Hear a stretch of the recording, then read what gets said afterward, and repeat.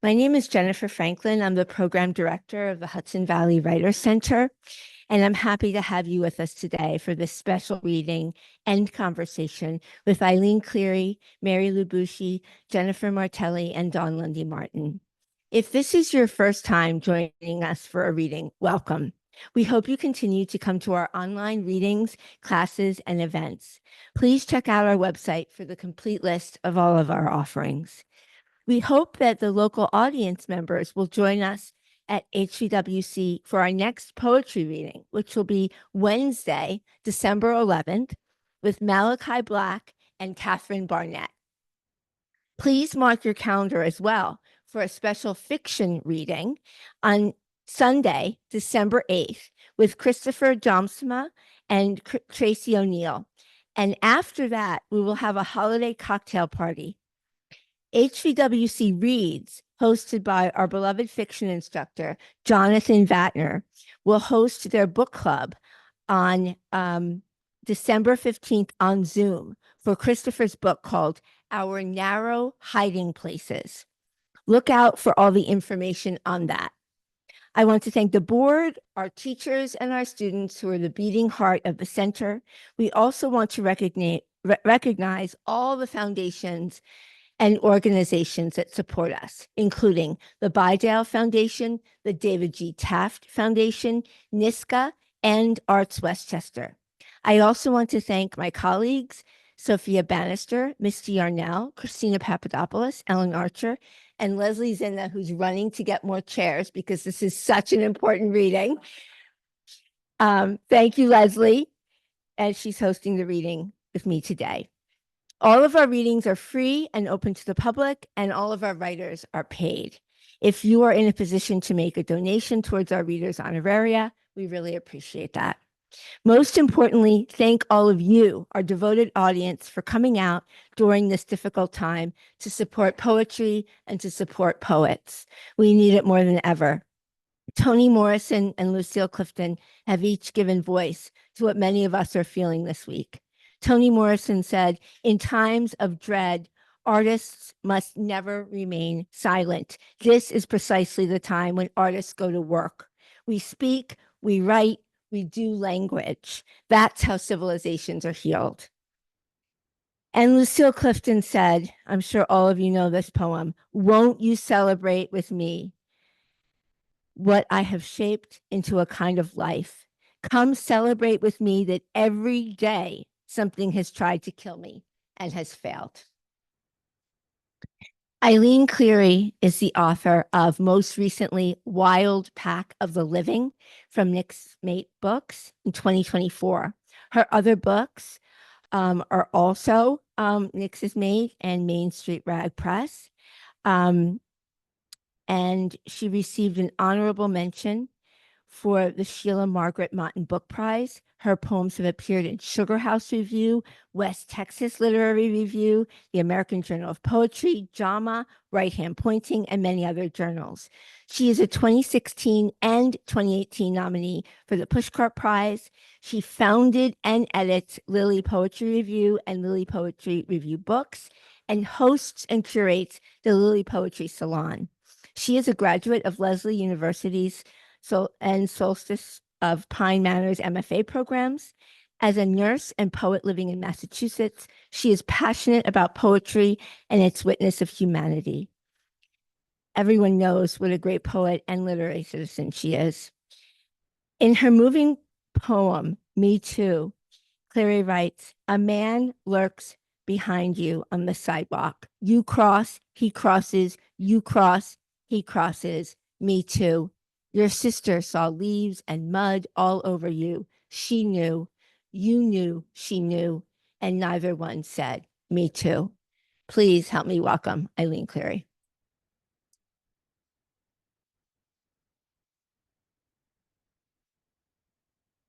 Thank you all so much. It's thrilling to be here. I'm so happy to be here. So happy to see all of your faces. And thank you to the Hudson Valley Writer Center. And I'm proud to be reading with Jennifer Martelli, Mary Lou Buschi, and Dawn Lundy Martin. Thank you so much. And I just think today is about authenticity. Because in the end, our truth is what we have and what we must cling to. I wanted to open up by inviting a poet I loved into the room who has since passed. And so I'm going to do that by reading a poem called Confluence of Light, or Two Foxes. A sack dress, its jute thread emptied of potatoes. Of course, this is me thinking of you. At least it's night for both of us. I store up jewels with no one to phone them to. An unraveled ball of string was the first clue, and by this, you could find your way back. Did you know a tower is a group of giraffes?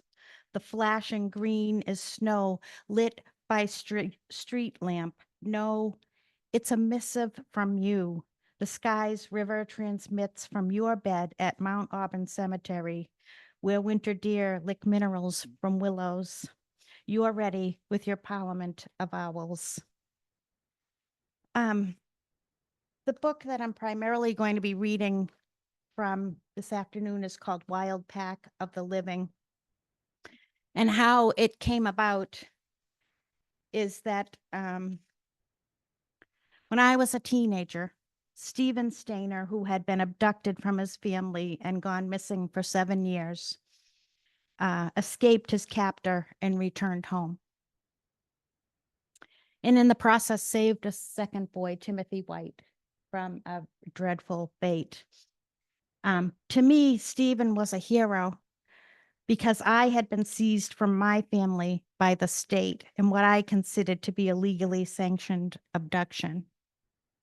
And my brother Carl also went missing during this period.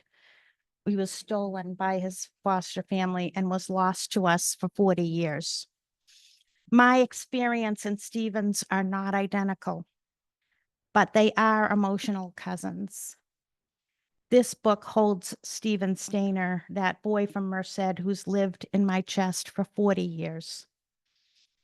It holds being among the missing, and once a child has been forcibly removed from their home and family and has been assigned a new name and a new biography, either once or many times over, there's no going back to being fully among the living. So I'm going to start with a poem for my brother Carl.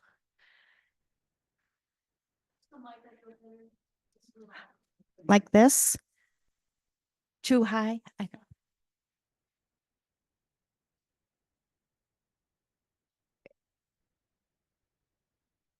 Oh, okay. On my 2-year-old brother gone missing. Not his ride on pony, but its print on the grass. Galloping white space, gathering its fields. Nicker whisper, thunder, burn. Once at Angelo's grocery, I reached for a small boy. Niobe at least had a corpse for each. We thought perhaps Rhode Island or a border town nearby. But the stars on his face haven't mapped his way back. Turn off the afternoon, then the sky. All right, and I'm just going to read now from Wild Pack of the Living.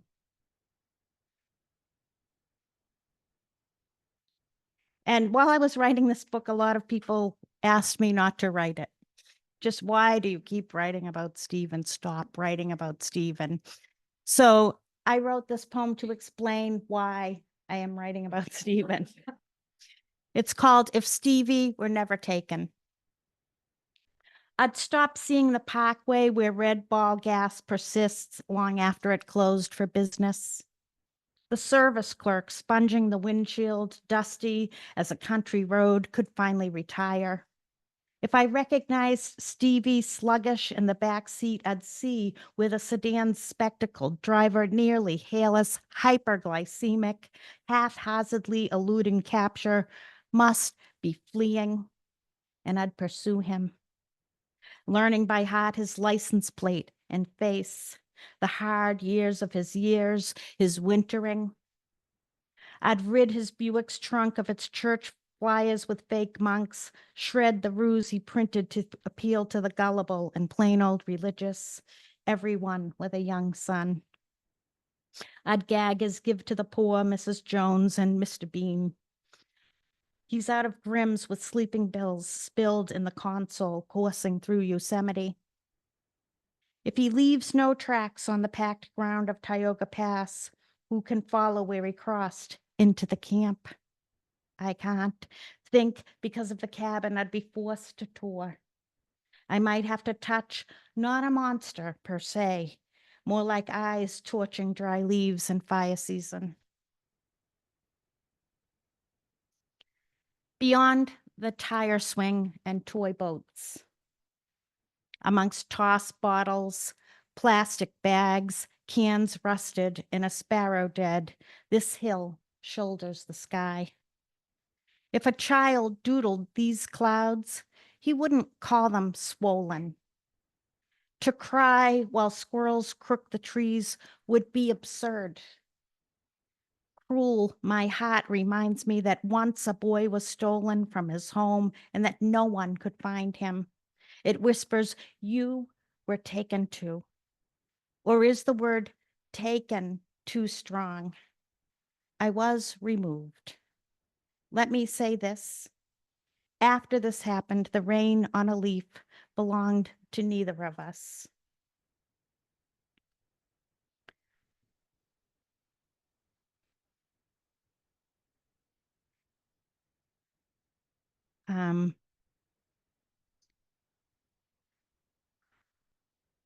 Stevie folded into the cabin, undetected, except for the smooth-haired terrier.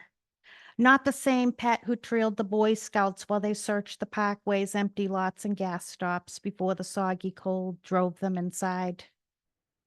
And not the junkyard dog, wary of flashlights and tall weeds, who sniffed the frightened hands that pried open scores of refrigerator doors.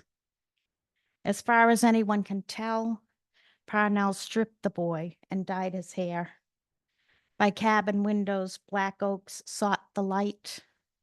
Dog lilies and larkspurs may have heard your parents don't want, don't need, can't feed. Kay and Dell the morning after. Kay and Dell were Stevie's parents. What was it like to morning into the valley of forget-me-not? Not waking from sleep so much as into a chasm. The hours weathering clefts in their spleens, streams carving them wide. Their boy calling along the trailhead, muffled, distant through packed shovels of doubt. For a brief time, any wind could have been him, rising from his bunk into rockfall, with no ladder from which to return, the eggs uncracked on the counter, coffee grown cold.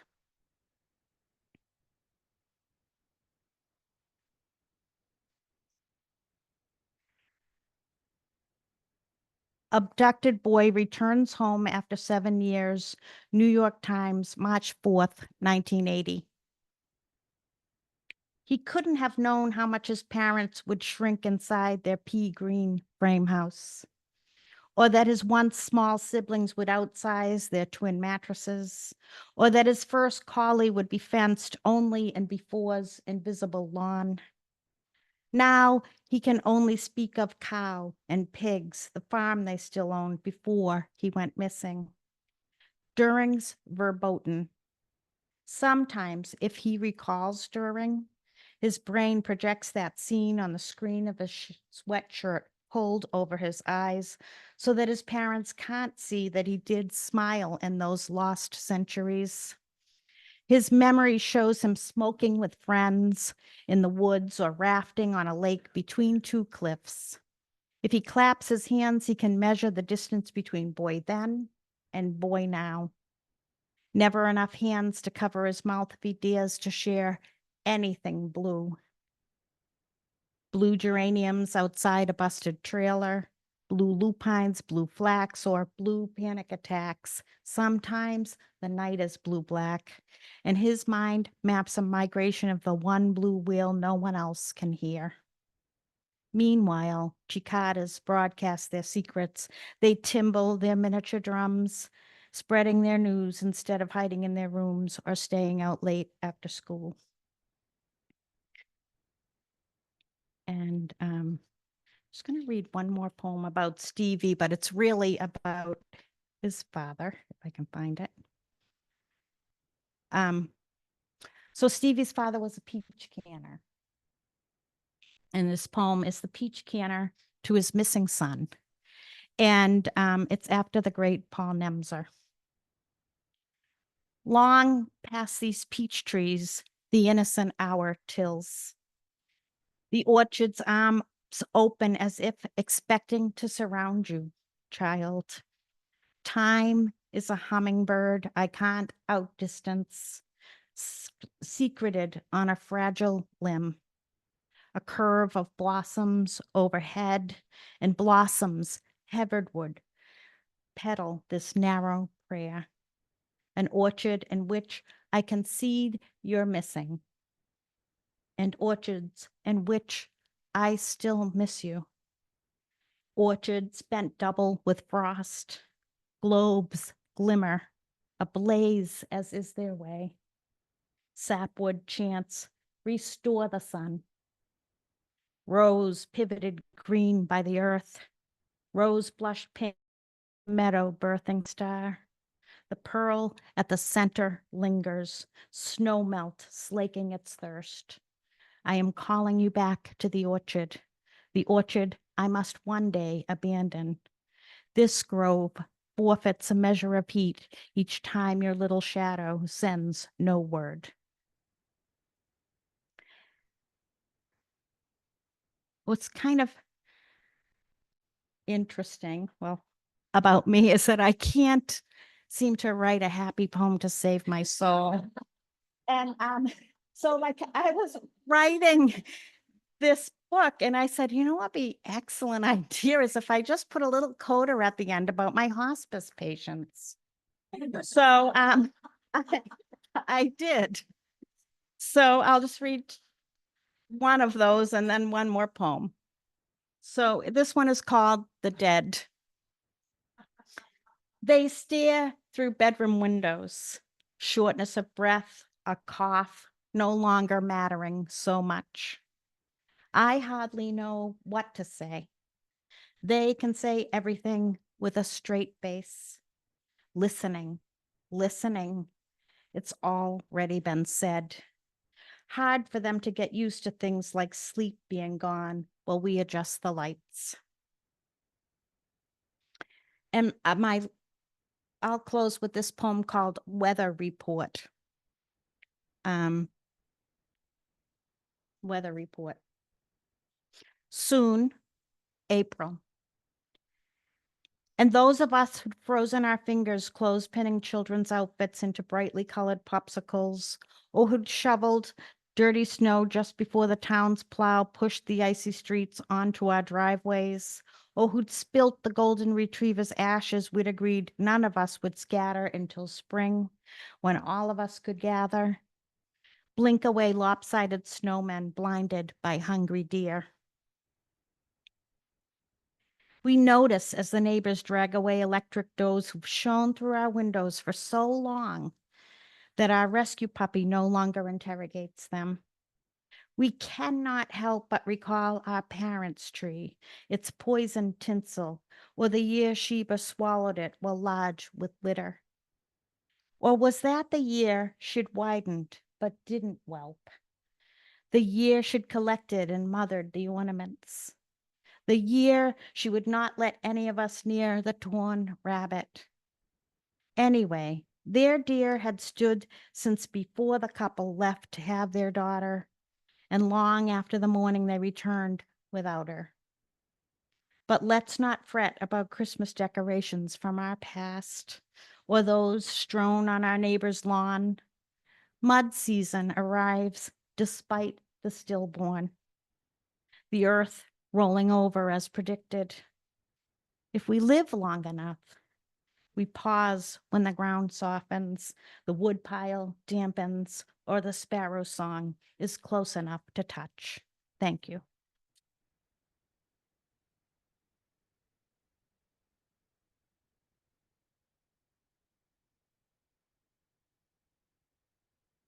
Thank you so much, Eileen. That was really moving. Thank you for your work. And an apology to everyone who can't hear well. Since no one listens to me and to Leslie, maybe you will write an email to the board and let them know that we would like to have a microphone that works for the audience and not just for the Zoom. So I wish you luck with that. I am sorry. Mary Lou Bush, say it again. Oh, I'll give you information later. Come see me. Mary Lou Buschi's full-length collections of poetry are Blue Physics from Lily Poetry Review Books 2024, Paddock Lily Poetry Review Books 2021, Awful Baby, Red Paint Hill 2015, and 3 poetry chapbooks. Mary Lou holds an MFA in poetry from the MFA program for writers at Warren Wilson College and a Master of Science in Urban Education from Mercy College. Her poems have appeared widely in journals including Ploughshares, Field, Willow Springs, Indiana Review, Radar, Thrush, Tar River, Cream City, Pank, Rhino, the Laurel Review, and many others. Mary Lou has been nominated for Best of the Net, Best New Poets. She was finalist for Best of the Net Anthology in 2014. She has received fellowships from Santa Fe Writers Conference, Vermont Studio Center, the New York City Teaching Fellows. Currently, she is a special education teacher in the Bronx. She lives in Nyack, New York, with her dog Max and her husband, Jeff. Of Blue Physics, Hudson Valley Writers Center teacher Joan Kwon-Glass writes, through textured landscapes and vivid, bittersweet memories, Mary Lou Buschi invites us into a life in which not everyone wants to be found. These restrained and tender poems, which explore grief, family, and growing up Catholic in the 70s, also speak to the riddles of life, death, and haunting. In Penelope and Circe Consider Contentment, she writes, we've come this far, the river pulsing beneath the dock. Long ago, we pulled ourselves together, hoping for some delicious misery. Now our flaws, deep and unhideable. Please, everyone, help me welcome Mary Lou Buschi.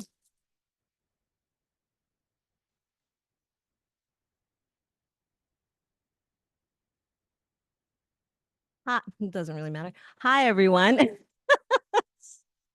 This is an amazing group. Thank you so much for coming, and thank you, Jennifer, for all that you do for poetry.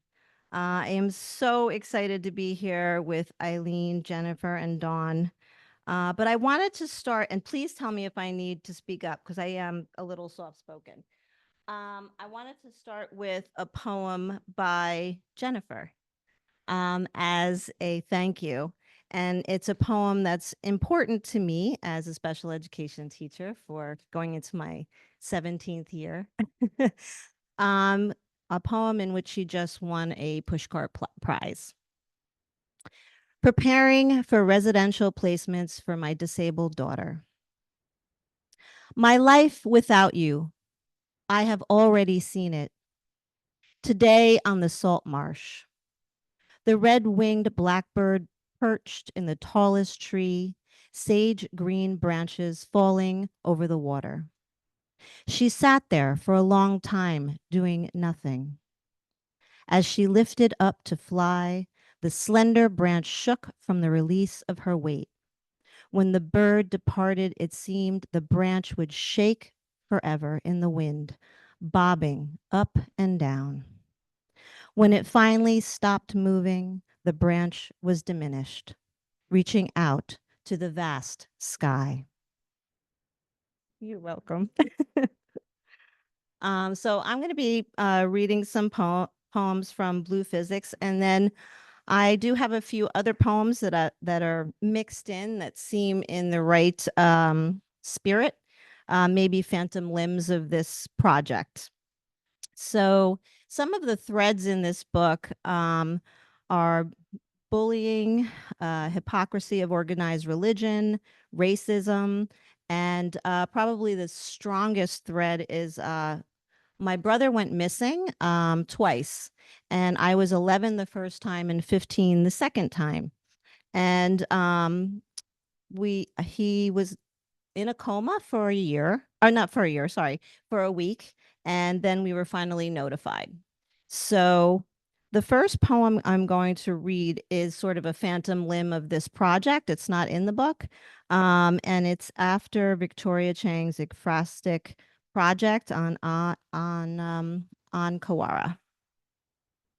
Today, a fever is a hollow tunnel.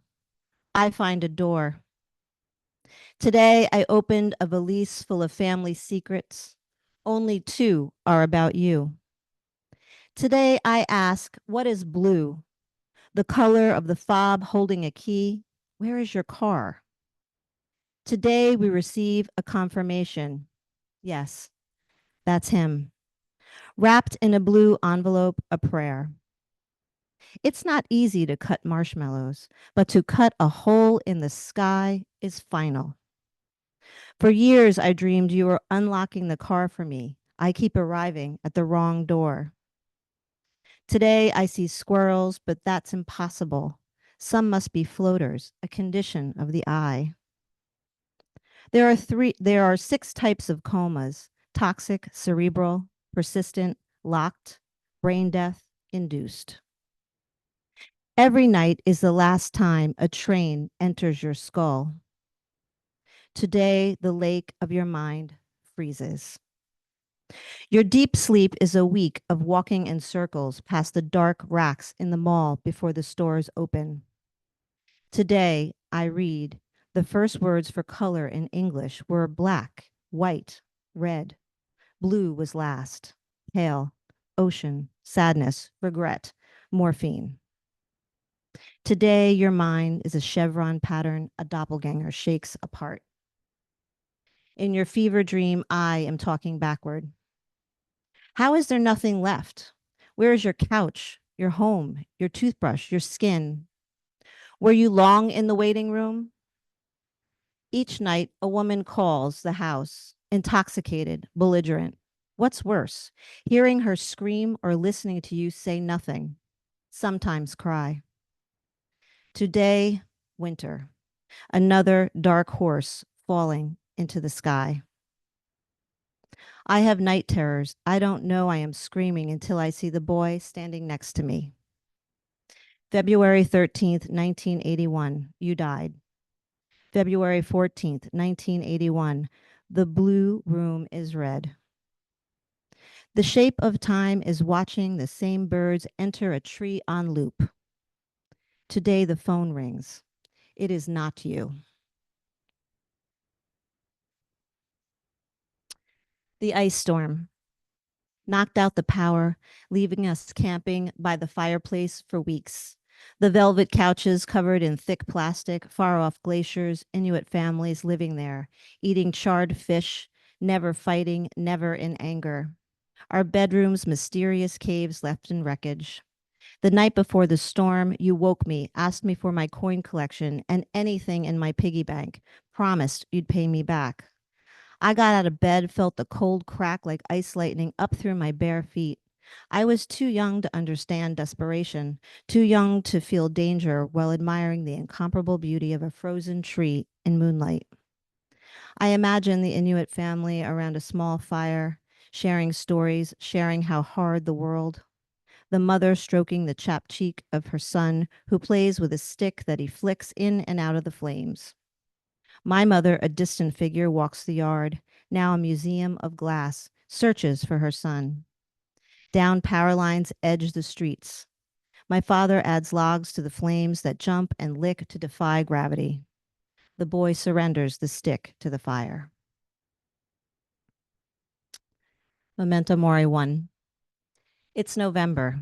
My middle brother has died. We decide on cremation, burning a dead body until no hands and feet are left, just ash. I put my hand inside the bag. He's thick, luscious sand. I want to walk on him, toss him in the air, make sand art in a jar by dyeing sections of him cadmium yellow, Prussian blue, vermilion, and rose. Take a long straw, make waves out of all of his brilliant colors. We didn't cremate John, no. My mother needed to see him whole one last time. Today, we stand at an open grave. The priest says what priests say, blesses the urn with holy water. Rust rivers run down its side, decomposing before we have a chance to bury it. Baby shower. We went in knowing we were hated through a cellophane prism of light. Bags with bears, a fox, an elephant in a box, a clothesline hung with tiny clothespins, mothers floating in and out of the uterine fluid, booing us all. When the current turns to riptide, speaking different languages of love, a mother's mother offers me a slice of baby cake. I ate. I ate and ate, ignoring the soft belly, the light pink icing, whipped cream frothing from its center. I ate and watched the expectant mother giggle at the toes and chubby curves of the ankle and calf as she brightly nuzzled the sweetness past her lips. I am not a mother, will never be a mother. Watching her tuck what was left of the crumbs and icing, the right arm, part of the shoulder under a blanket of sugar, careful not to touch the face, suspending her disbelief, the baby still whole and sleeping there.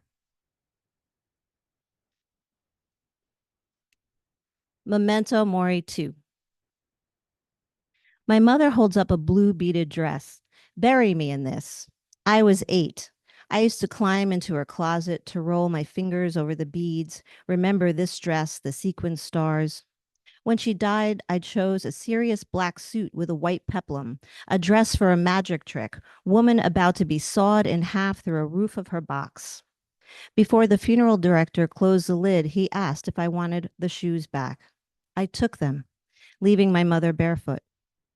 For months, I was trapped in a hearse with her, window, door. I knew they were there, but I was inside the box, the open mouth of her shoes hooked in my right hand, a blue dress pinned like a dead bird above. Now, a few teacher poems because we have teachers. Vanta Black, which is the darkest material. More expensive than diamonds or gold, hemispherical reflectance below the 1% visible spectrum. One student asks if it's like walking into a black hole, that kind of blackness? How could I answer? Light gets trapped, deflected, absorbed, and eventually dissipated as heat. But that's not the lesson, so we turn back to transitioning from one state of matter to the next. What happens, and what really is kinetic energy, and why do I always pause at sublimation, a vanishing point? How can I go out from a body as steam, pausing around the bare neck of someone I love? And what really was the right answer when my mother asked, when you go to the funeral, where do I go? This poem is written in the form of a haibun. The Union of Heaven and Earth. An after-school program for the uniquely abled.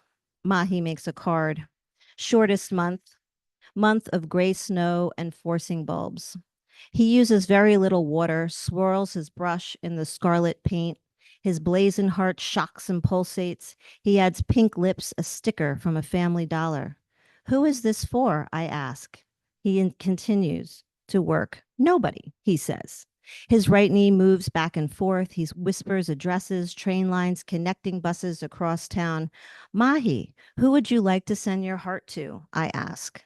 Nobody, he repeats. And I remember what Odysseus said as he stabbed the Cyclops in the eye. I'm nobody. And the Cyclops screamed, nobody has wounded me. No one came to his rescue as his one eye sizzled around a stake until it burst. Dear somebody, nobody is asking for open arms, a heart, or to be mine. Post observation. The rubric states, slice the top with a sharp blade, rip the flesh down the side, pop the seeds from the neat nest, watch as they bleed onto the fingertips. Instruct them to lift the seeds to their tongues. Ask what the gemstones out of the pith taste like. Wine, one said. We moved away from discomfort, forgot we were being watched, fed on the wet, sour fruit until we were dizzy, until we were stained, equitably high on love. And the last two poems are the occasion of my first very, very bizarre and severe panic attack. So there were many more after that. The first poem is from that moment when you get on the plane and they say, you know, you're in the exit row. Do you think you can handle this if, you know, if there's an emergency, you have it together? So this is sort of my response to that. In case of emergency, pull the handle back. As the air grows thin, the pilot, that's all. That's all. Will you choose the children first, help the mothers with their life vests, put your oxygen mask on, keep cool as the panic of others grabs you, knowing that the black box with its inscrutable brain will tell the whole story? You will have several minutes before hypoxia dims your memories. It was you who rubbed silly putty deep into the tweed sofa, lied about it, resulting in your brother's broken engagement. You who French kissed John before he was ready to open his mouth. And you who broke into St. Vincent, stealing the bag of hosts to give out at recess. This is the body of Christ.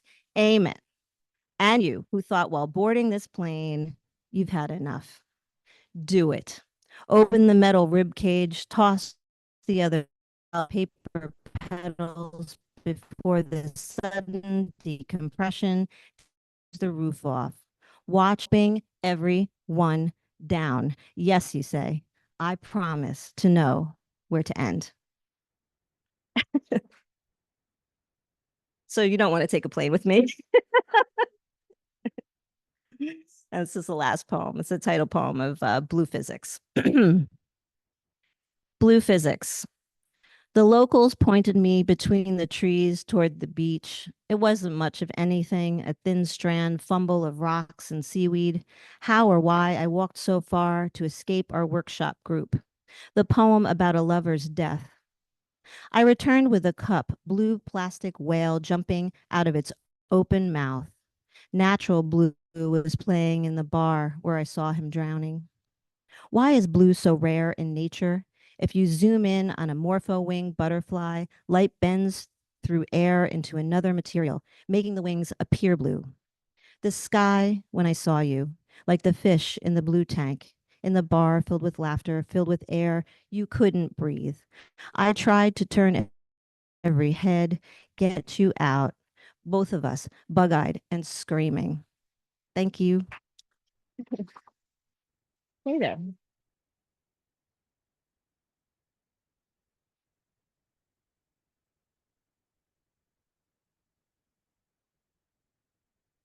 Thank you so much, Mary Lou, for this reading, and thank you for reading my poem to start. That meant a lot to me. Now we have Jennifer Martelli. Jennifer and Eileen came all the way from Boston for this reading. Jennifer Martelli is the author of Psychic Party Under the Bottle Tree, officially coming out in a few weeks, from Lily Press, Dear Justice, The Queen of Queens, and My Tarantella, awarded an honorable mention from the Italian American Studies Association, selected as a must-read by the Massachusetts Center for the Book, and named as a finalist for the Housatonic Book Award.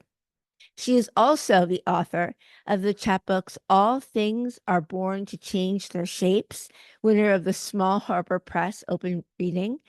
In the Year of Ferraro and After Bird, winner of the Gray Book Press Open Reading.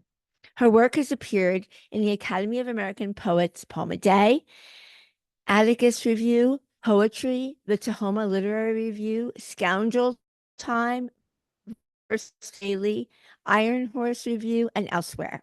She has twice received grants from the Massachusetts Cultural Council for her poetry. She is co-poetry editor of Mom Egg Review, of Psychic Party Under the Bottle Tree.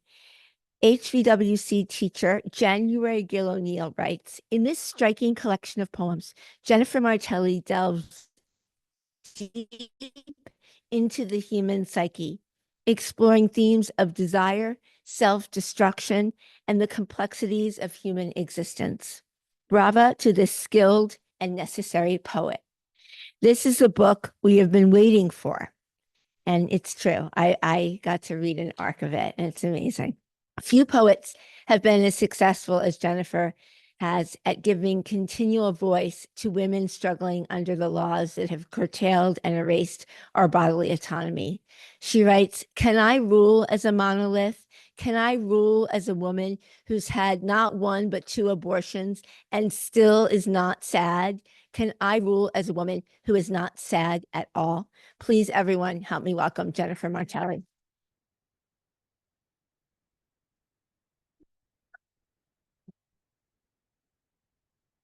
Thank you so much. Thank you so much, Jenny, and Hudson Valley Writers Center. It's just such an honor to be here, to read here again with friends and friends I just met, which is wonderful. Yeah, I'm going to read from my latest, don't mind the word mine across the top. That's not actually there, my latest book. And then from my chapbook, Dear Justice. So I was thinking, I'm like, what's the through line between these two books? Because one is about basically, long-term recovery from active addiction, and the other one is about the overturning of Roe v. Wade. And after this week, I'm like, oh, they're about anxiety, like both deep and horrifying anxiety. So, yeah. I don't think I'll be cheering anybody up with this. The title comes from an internet meme. 400 calories of existential horror take up less room in my belly than 400 calories of barnacles. 400 calories of fresh raw vegetables fill me, but it's mostly water and roughage. 400 calories of swords.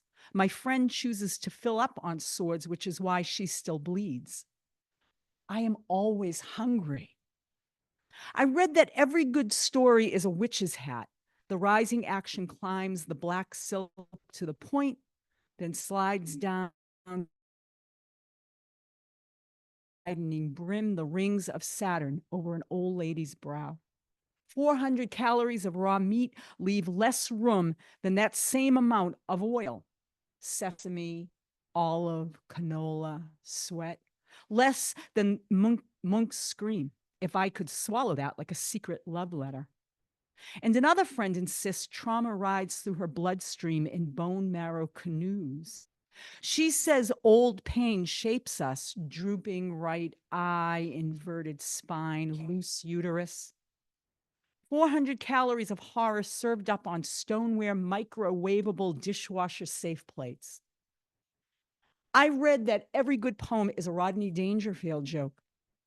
400 calories of chicken skin on, bone in, full and savory is less than 400 calories of math. The stomach is bigger than the heart, grows like a womb as much as it needs. So the other thing that both books that they have in common is the horoscope. Now, I don't know if I believe in horoscope, but they're fun, right? Zodiac and all that stuff. For a long time, I stopped my subscription to the Boston Globe because they endorsed the Republican governor that we have. And I started getting it again when Maura Healey was elected. So, and I forgot how their little horoscopes at the end. They're so cute. I love them. So I've got that language going through both books. Cyrus. The globe's horoscope tells me to avoid abstract concepts, to avoid half-truths, to change my hair, to examine asexuality. The moon will rise at 4:09 p.m. today, too. I watched the end of Elizabeth when Kate Blanchett has her ladies in waiting share her hair to the scalp, all bald, paint her with lead. Cat, she says to the weeping girl, I am a virgin again.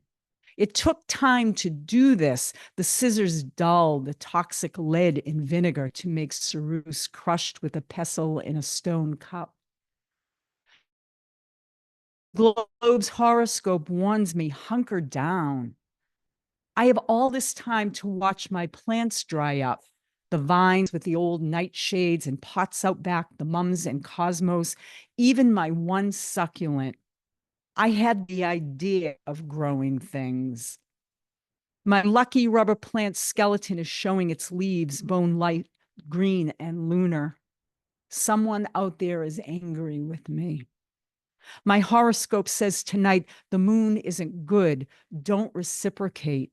Don't reply to correspondence.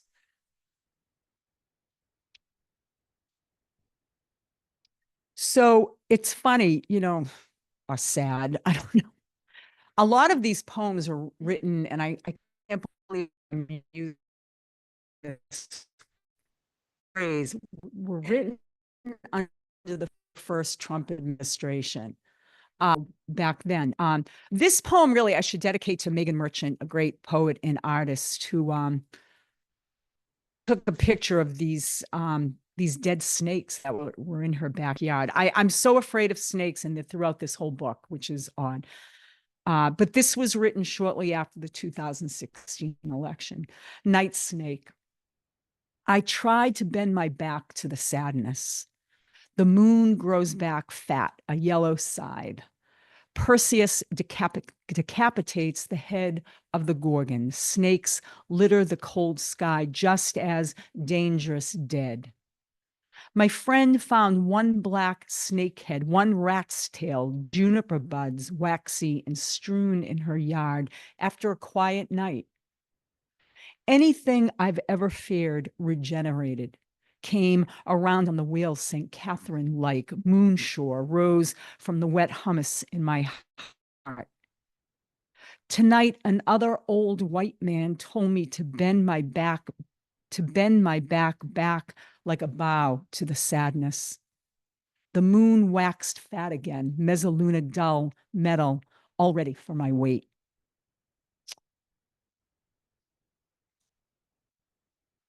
Again, another poem written in that past administration. This references a poem by Jericho Brown that was in the New Yorker, Night Moves. Listening to Nicole Wallace and thinking of Jericho Brown's poem. Today, I let my son drive home from school. It's a dangerous time, driving west in my town, the sun lower, away from the ocean. Pleasant Street under an arbor of bare branches, splitting and cleaving against the blue, blue sky like old blood vessels across the sclera.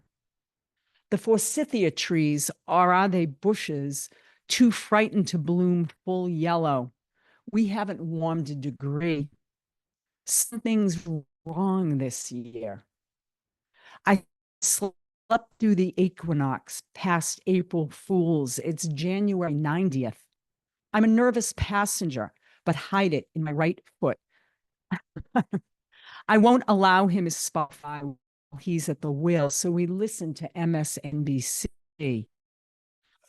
The pretty anchor, the conservative one, says, time to find your prayer beads. Nicole, I've been praying for years, and here I am, my ugged right foot warm and shearling in camel suede, pressing down in panic. Today in the New Yorker, I read a poem that ended stressed and masculine with the most beautiful words, and the moon goes. Some things don't end hard, they go on. Every day since the false thaw feels like 0 o'clock, the eve of St. Nothing Day. so glad I'm past like permit driving. No offense. My daughter's over there. I was the worst mother when it came to that. Watching a reenactment of Dick Cheney's heart transplant. There is that moment when neither has a heart. The brain dead boy lying on the table with his chest cracked open. The old man with a fist-sized hole who will never know gratitude. The good heart is handed surgeon to surgeon and hovers. So there is a moment, much like when Sisyphus gets his stone to the top of the mountain and stands on the flat land, pushing nothing. He doesn't know what to do with his arms, which won't lower. Much like that moment just after the last line of cocaine is inhaled, the mirror licked clean, moment of emptiness, and I'd say, I'm okay. I've got everything I'd ever need or want. Even the monotonous rotation of the earth, of small moons around outer planets, stops and a window cracks open, letting in a strange thaw in winter. The surgeons plant a purple heart deep in old soil, and it beats and beats and beats. I can't believe I had a moment when I got all weepy watching Dick Cheney in a commercial. I like that just shows me, you know, what's happened. I'm like, oh, he's kind of sweet. Oh. Oh. So the last poem I'm going to read from this book, the poet I'm referring to is Claudia Rankine, who made this statement in a reading. It's one of your readings. I was watching it on Zoom, and it was such, my mind blew open, you know, and it just allowed me to write what I wanted to write. I want to get this tattoo almost. It was just so good. Rooms. My little office has 2 windows, and the one above my cluttered desk looks out east down my street, Ruby Ave. I'm half listening to 2 poets read on Zoom. They are in squares, and I fill in the squares of the Sunday crossword puzzle. Still, I'm hearing a rhythm, or their rhythms travel the cold blue cyberspace, hit and thrum the hammer and anvil in my ear. It stays light now after 5. The snow we had last week won't last with the extra minutes of sun. If I walked down my street, I'd hit one pond and then a beach. The poets talk about politics now, in conversation, in poetry. Do politics belong in a poem? The more famous writer says, I write what comes to me. The chat then turns to Anna Mendieta, pushed out a window by her husband. So how do we mourn her? Does forgiveness belong in art? Does love? Women wept at her art exhibit, wept like a chorus for her unanswered for death. I'm not saying clearly what it is I need to say. Outside, a small icicle falls past my window. I write what I write. And then she said, anything else is for another conversation. And I just thought that was brilliant. So this chap, I'm just going to read a couple of poems from it. This chap was born from a challenge I saw on Facebook. The poet Dustin Brookshire said, we should write letters or poems to the 6 conservative justices who overturned Roe. So I said, I'll do that. And so I wrote 6 epistolary sonnets to the justices. And I'm going to read 2 of them. I'm going to read the one to Clarence Thomas, who is the oldest of the justices, and then to Amy Coney Barrett, who is the newest. And I really, I didn't want to be as rageful, but I wanted to be intrusive. So I tried to balance this. Dear Clarence Thomas, I write about my cat too much, which means I write about my father. He hated cats too, and pierced ears, as if the littlest birthstone studs, a set for each of his daughters, pearl, amethyst, emerald, implied a sexiness or an easiness or whatever they said about women back then when we had a TV set in every room, so no one in our home ever spoke to each other. When I say I loved my father, what I mean is I have no other father. When I say I love my husband or my country, I have no other husband, no other country. Sometimes love like this is painful. But I want to talk to you about loving Virginia, your wife, because I think you do. And I think you talk about all sorts of things after supper, over sweet Americanos, with the TV on low. Justice, is love your stare decisis? My love has also prevailed, me with all my cats and my earring holes sealed. And I'll end with Amy.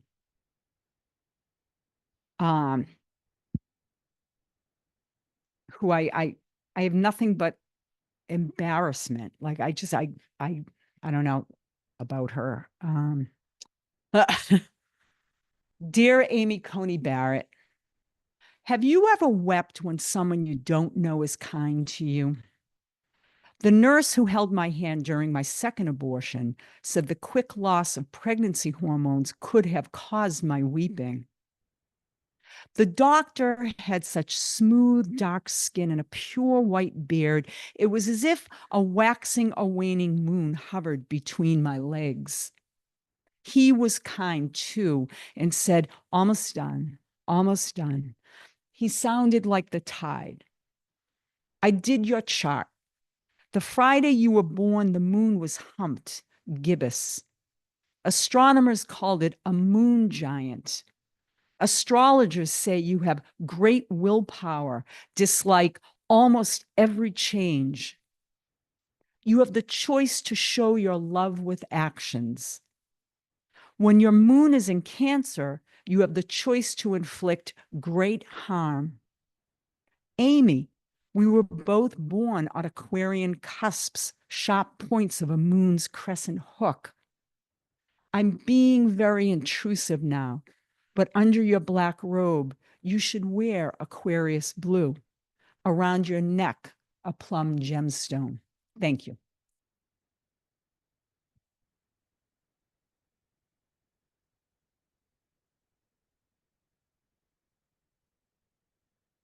Thank you so much, Jen. That was wonderful. And now we have our last reader, Dawn Lundy Martin. Dawn Lundy Martin is an American poet and essayist. She is the author of 5 books of poems, Instructions for the Lovers, Nightboat Books, 2024.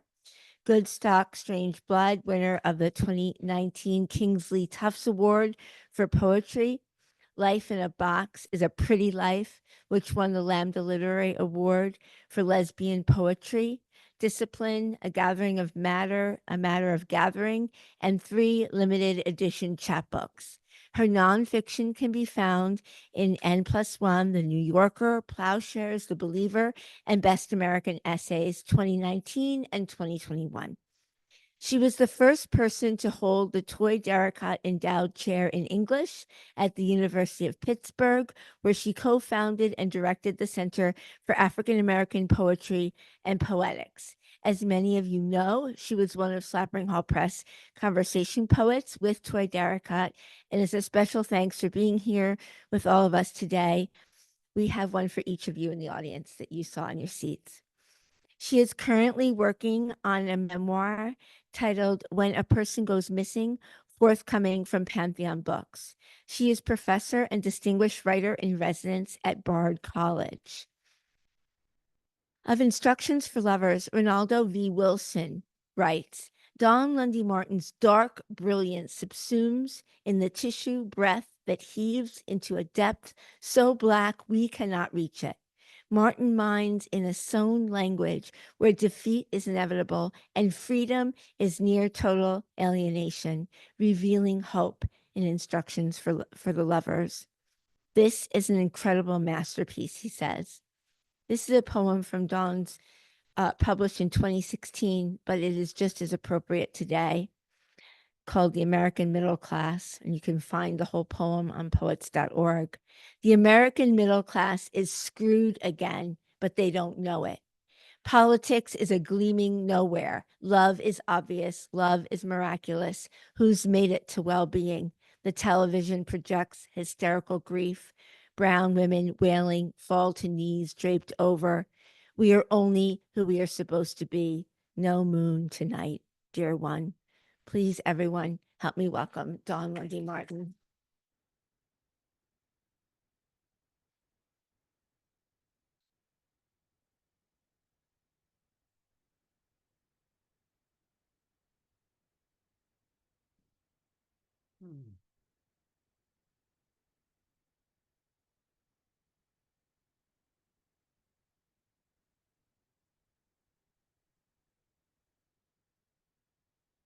After wind was water.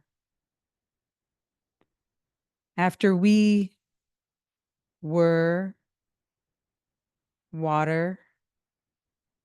When water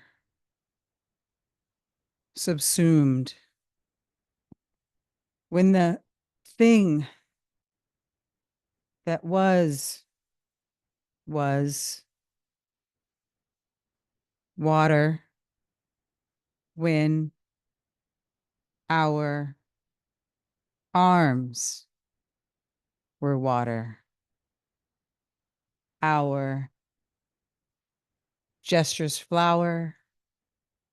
Our gestures bloom. When it was, when we were, when water was not, when we subsumed water, when we shivered into. Oh, thank you for being here. Thank you, Jennifer, for this wonderful invitation. Thank you to the wonderful poets I'm reading with.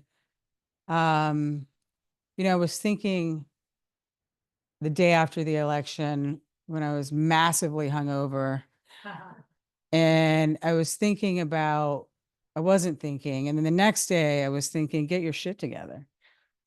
And I, and I, thought about my friends in Lebanon, and I thought about my students who were on Bard campus in Annandale, but are now in the West Bank, and their relatives and the North and Gaza. And I was like, get your shit together. I'm going to start with this poem called If Only. It's about stupid shit somebody said to me at a thing I was at Yale University. It's like, if only. If I could be your preacher, but I ain't. No hope or hope place for you to rest your weary head. I'm a person like you, devastated break inside the impossibility, a land that calls itself a name, a God, a people. When we say there is already a name, a God, a people, and even if there wasn't, the human body, its subtle flesh. I cannot pray with any of you because the bodies can't be buried or are already or stain our stupid American teeth. Fresh meat being fresh meat, the microcosm eliminating the world, it spasms. What is a spasm but an elevating sphere, like a relevant sophistication in which we know slathering mouths hunt insatiable underneath rock bone? There's no room for metaphors now. Only limb stubs, little legs made horror in new smallness. I'm at a party, I'm at an art reception, what have you. Someone says, why this? Why is this what you care so much about? Take me to the river, darlings. Take me to the drowning place and the drowned. Take me to the snake forest and the big police dogs and the camps and suicide regimes. Take me howl and fist. Take me gutted symbol for your newspaper rituals and unrelenting prisons of ideology.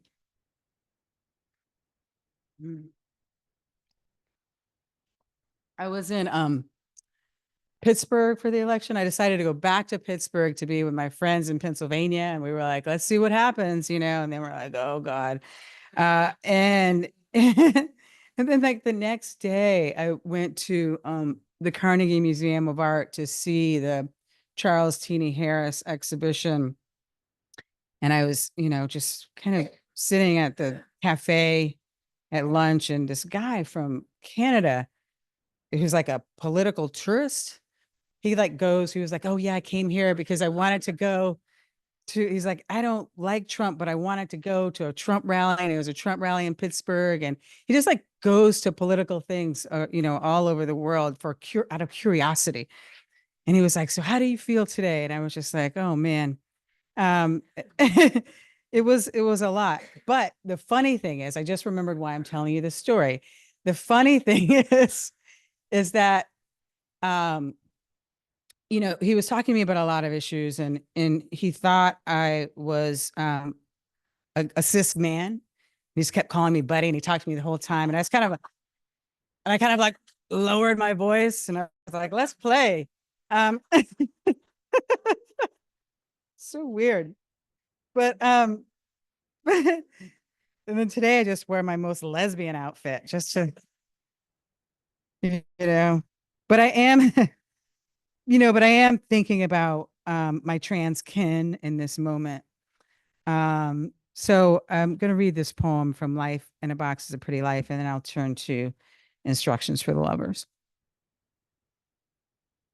Dear one, the sea smells of nostalgia. We're beached and bloated, lie on shell, sand, oil rigs nowhere seen. It's Long Island, and the weather is fine. What to disrobe in the heart of a man? A body, what to disrobe in the heart of a man? A boy is not a body, a boy is a walk. Shed the machine, must be entirely flesh to fight, must be strategy instead of filling. What to disrobe? Centrifugal logic, as in, here is a slice of my finger. Tell me the circumference of your dick extension. When we slip into imprecision, we lose control. Windowless walls close in. Awareness of being in a female body is a tinge of regret. The human frame to adapt itself to convention, though she herself was a woman, to receive, to be entered, to fret around upon entry. It's grand. I'm a system, plants tall as wheat to hide in. I don't even really know what that's about, but it is grappling with gender. Okay, so thank you, Jennifer. This book that we did with Toi, A Bruise is a Figure of Remembrance, was really the seed for Instructions for the Lovers. So there are poems from A Bruise is a Figure of Remembrance and Instructions for the Lovers, which I'll read some of. Instructions for the Lovers is really like about, I mean, what is it about? It's kind of like tending to what I call multiple loving, but some people call polyamory. It's about loving amidst enduring, you know, devastation, which we all do. some of these poems were written during pandemic quarantine and then after. So I didn't make a plan. So it's like, but I will read I'll read a couple of the poems that were also in a bruise as a figure of remembrance, and then some that aren't. I guess that's how we'll do it. We'll start kind of at the beginning.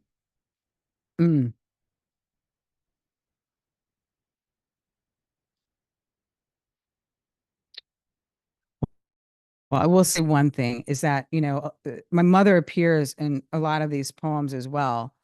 So there is a other thread of this work that is attending to my mother, who's 91. She can no longer walk. She lives in a nursing home in Connecticut. Then death came like a hammer, not a metaphor. As if to speak the body is to stroke the sack of it. As if what remains will be incomprehensible.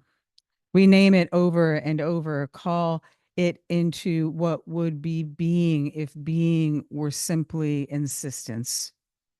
I want to believe in something. I want to believe that effort is effect.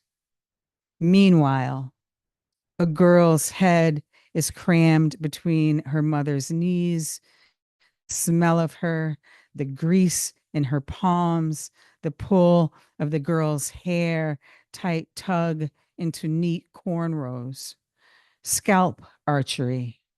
How many people does it take to make a person? I've had so many lovers, I forgot the one rape. Me, a punishment fusion, float off down any stream, aimless driftwood, the hollow of the box contains me too. I feel nothing about it now is gibberish to say to healing. We could say instead we sand the hardened, like rip, like why even bother with refusal?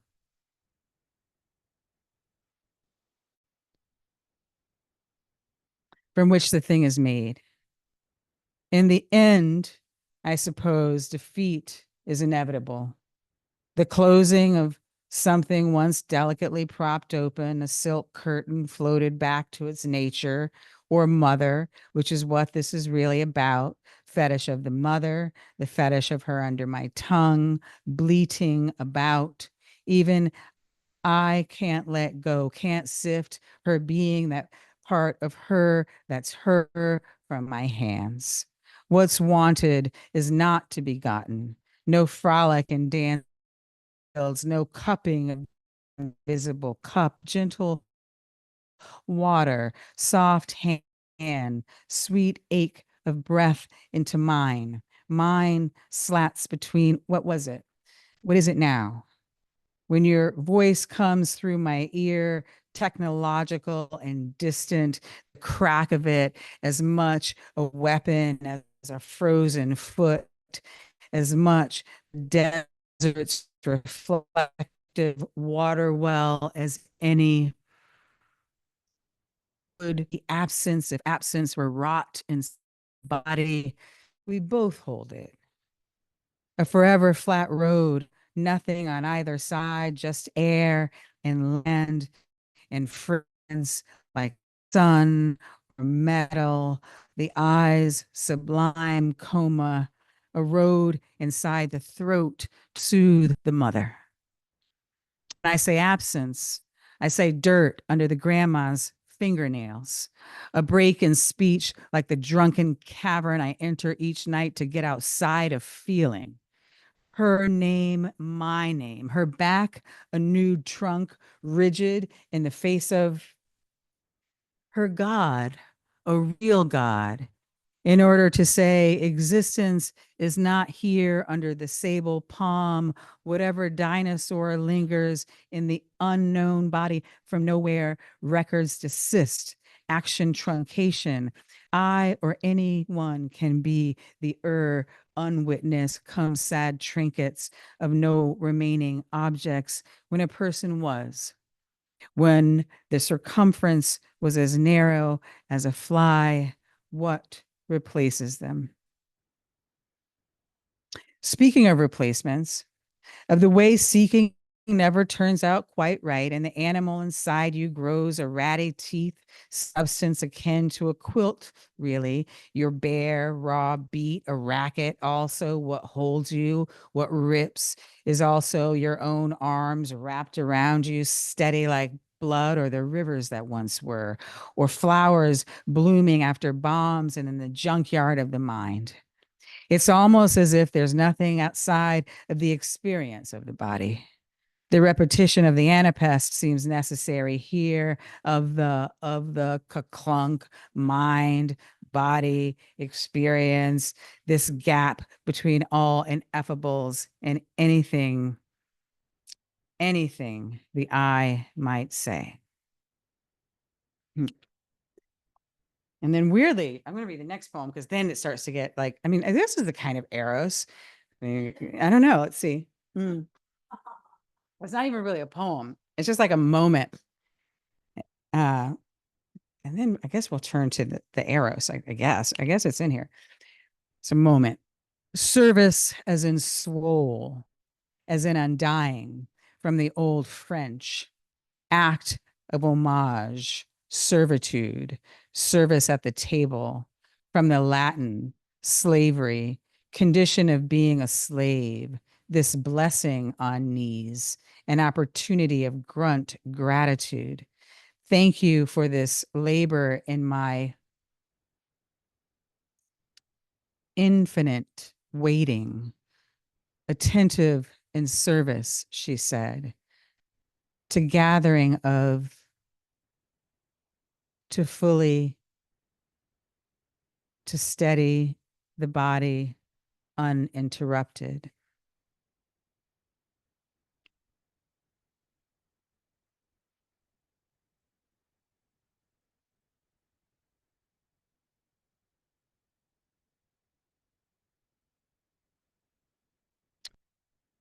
The lover in service to the lover.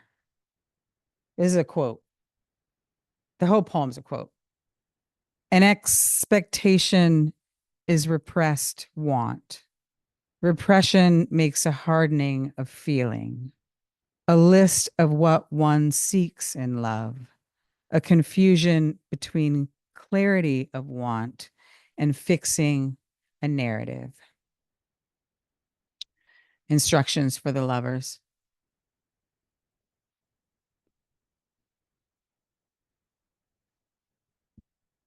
The lover was here and then was not. This is always the case. The lover persists in loverness and then poof, not poof, poof, but out of the kitchen and casual nakedness. The lover is a long tail, though, whipping around, not understanding the sublime beauty of respite. I used to fuck almost anybody out of starvation hunger that splits the one into many and leaves you arching toward a stinky mattress on a floor. It could be. I could have been. Times when the world dissolved into waves. Who knows that kind of blurry nothingness? Nothing is due.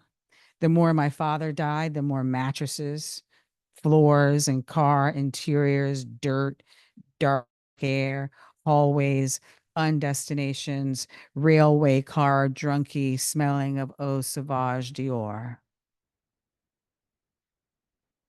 Lover is incorrect to describe the lover.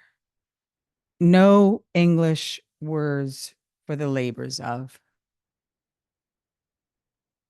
Opening, red fabric,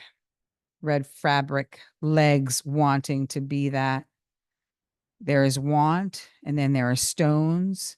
I was a stone once myself, a smooth, blind projection. I create you in the image of my desire, which makes you nothing. I forget my own desire, which has a blame factor, a record of convolution. Remember, I became consumed in waiting, and then there's nothing else. All time is nothing. The days just pass, and I'm in anguish. Anguish is a red hurt basalt, the time of expanded presence. What if we're all lovers? What if we're all little books, little consequences?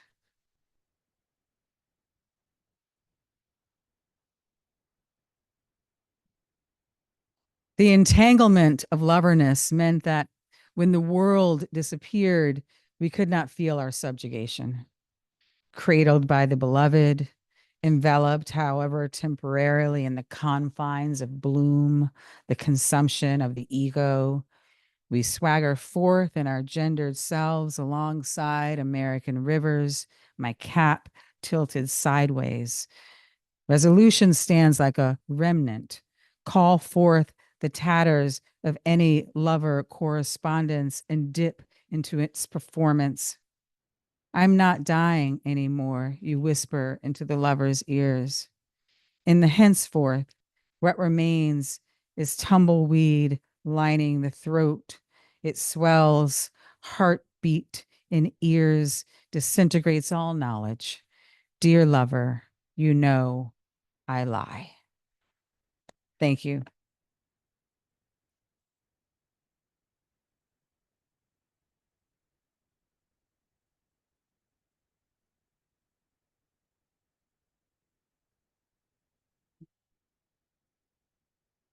Thank you so much, Dawn. Thank you to all the readers today.